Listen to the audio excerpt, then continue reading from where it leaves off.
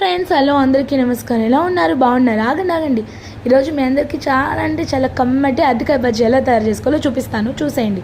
అన్ని బజ్జీలు లాగానే లేండి, కానీ సమ్మర్ హాలిడేస్ కదా, పిల్లలకి బయట నుంచి ఎందుకని ఇంట్లోనే ఇలాగా చాలా అంటే చాలా సింపుల్గా టేస్టీగా చేసి పెట్టేశాను. మీరు కూడా చూసేయండి. కానీ నచ్చితే లైక్ చేసి షేర్ చేసి సబ్స్క్రైబ్ చేసుకొని ఖచ్చితంగా కామెంట్ పెట్టండి. లైక్ అస్సలు మర్చిపోవద్దు.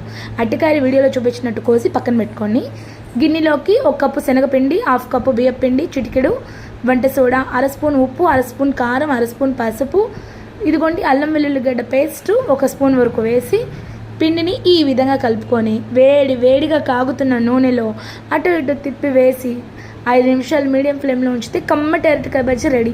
చాలా హెల్తీ స్నాక్ అండి.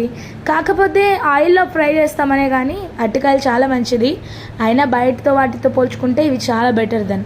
సరే, సబ్స్క్రైబ్ చేసుకొని లైక్ కొట్టి ఖచ్చితంగా కామెంట్ పెట్టండి, అస్సలు మర్చిపోద్దబ్బా.